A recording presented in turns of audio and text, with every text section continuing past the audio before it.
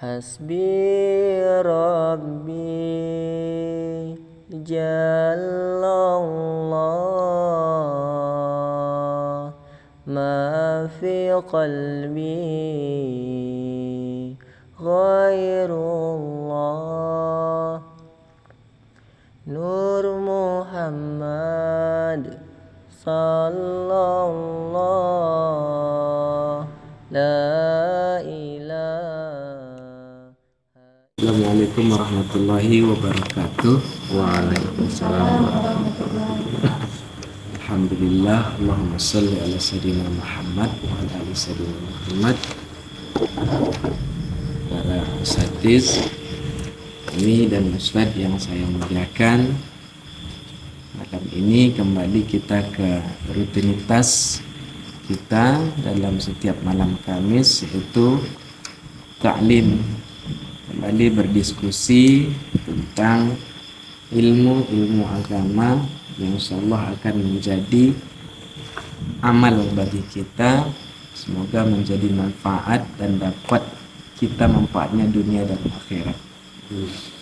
Langsung saja tanpa memperpanjangkan mukaddimah, kembali kepada rencana pembuatan buku kita. Tepat pada tugas yang diamanahkan kepada kami itu tentang adab, dan ada satu lagi tentang akidah dan tauhid.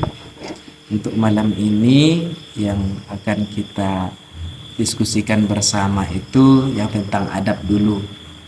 Adab yang diamanahkan kepada saya itu ada beberapa poin. Poin pertama, adab kepada Allah, adab kepada Rasulullah, dan adab kepada malaikat, serta adab kepada Al-Quran. Karena menurut saya cukup utuh nih kan, rukun iman itu kan ada 6 nih.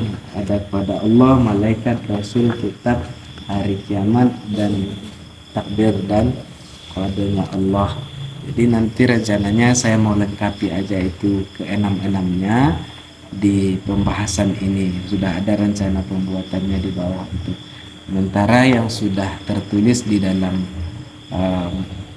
tulisan yang saya bagikan ini, yang sudah selesai itu masih adab kepada Allah saja. Nah, kalau adab-adab ini cuma saya buat poin-poinnya saja tanpa saya jelaskan bagaimana caranya gitu kan. Karena tujuan dari pembuatan kitab ini adalah sesederhana mungkin agar senang dibaca oleh semua kalangan, baik anak-anak ataupun orang yang dewasa. Maka di sini saya mengambil beberapa referensi kalau tentang adab. Ada bukunya Al-Ghazali, Az-Zarnuji, Imam Al-Ghazali dan Az-Zarnuji, serta kitab Wasoya Al-Aba' lil Abna, itu yang membahas tentang adab-adab nanti. Maka di sini sudah kita baca bersama pengertian tentang adab. Tentunya kita sudah ketahui bahwa adab itu secara bahasa adalah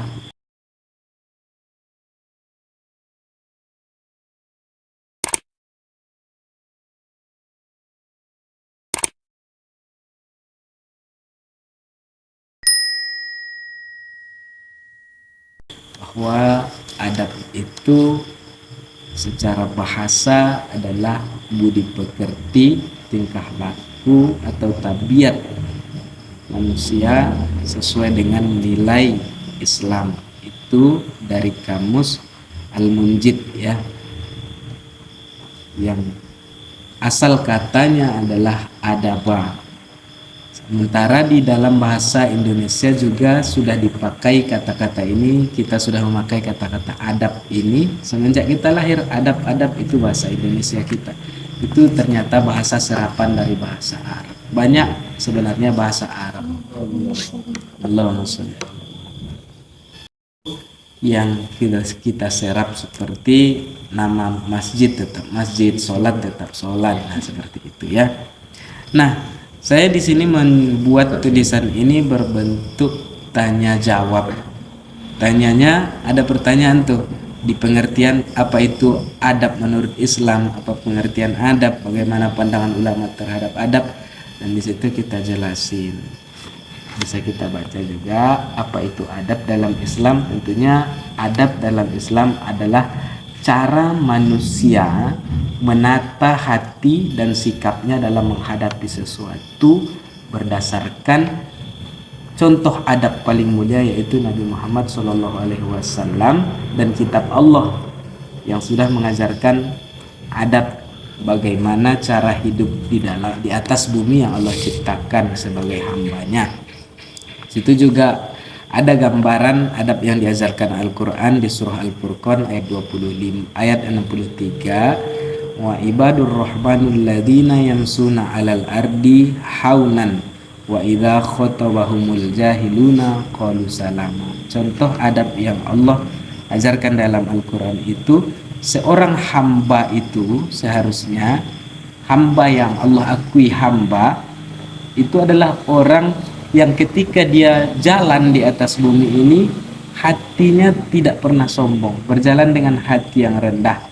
Dan apabila dia berjumpa dengan orang yang jahil, orang yang tidak berpengetahuan misalnya, orang yang jahat misalnya, ngomong orang tuh ke dia, baik omongannya omongan melecehkan dia atau segala macam, dia beradab mulia menyapa mereka dengan ucapan-ucapan yang mengandung keselamatan, tidak mencela meskipun dia berada posisi orang berilmu gitu, mulia. Sementara yang datang itu orang bodoh menurut orang lain, mungkin dia tidak mengungkapkan dan menunjukkan sikap bahwa dia lebih mulia, enggak. Itulah adab.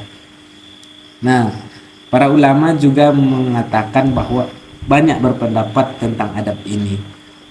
Zarnuji, Ahmad Amin, di kitab ini saya tuliskan yang intinya adab ini adalah perilaku seseorang dan cara seseorang menghadapi sesuatu, dan itu muncul secara otomatis, respon spontan dari seseorang itu dalam menghadapi apapun itu, baik masalah, baik musibah, baik kebahagiaan, kan gitu, ataupun orang-orang yang kepada dia. Itu seterusnya. Bagaimana posisi adab dalam Islam? Kemarin itu sudah kami jelaskan. Islam itu kan adalah agama, dan agama itu ada rukunnya 3. Ada Islam, ada iman, ada ihsan. Ternyata posisi adab di dalam Islam itu di bagian ihsan, rukun agama yang ketiga. Karena ihsan itu sebenarnya pada hakikatnya, kalau diambil makna dari hadis Nabi ini, anta budallah ka'annaka tarahu fa illam takun tarah fa innahu yaraka. Ihsan itu engkau sembah Allah seolah-olah engkau melihatnya. Apabila engkau tidak melihat Allah, maka Allah itu melihatmu. Maknanya kita selalu merasa diawasin oleh Allah. Artinya saat kita sedang diawasi, maka kita tidak akan mungkin berbuat sesuka hati, karena ada yang ngemandorin. Sama dengan posisi orang yang lagi kerja yang digaji, kalau bosnya ngelihat dia bekerja, tentu dia tidak akan bolos-bolosan. Itulah adab, itulah akhlak, itulah pembahasan dari ihsan itu. Sikap yang muncul saat kita diawasin, itulah adab. Nah, itulah pembahasan posisi adab dalam Islam.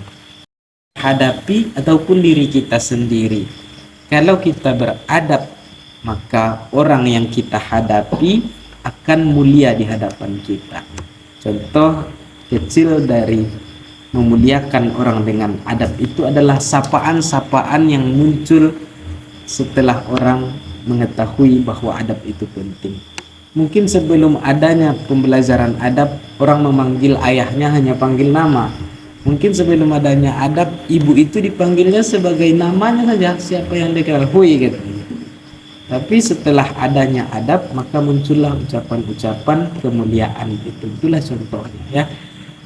Apa kemudian hasil yang nampak secara fisik ataupun tidak fisik seperti dalam pemikiran atau ilmu, apa hasil dari adab itu sendiri.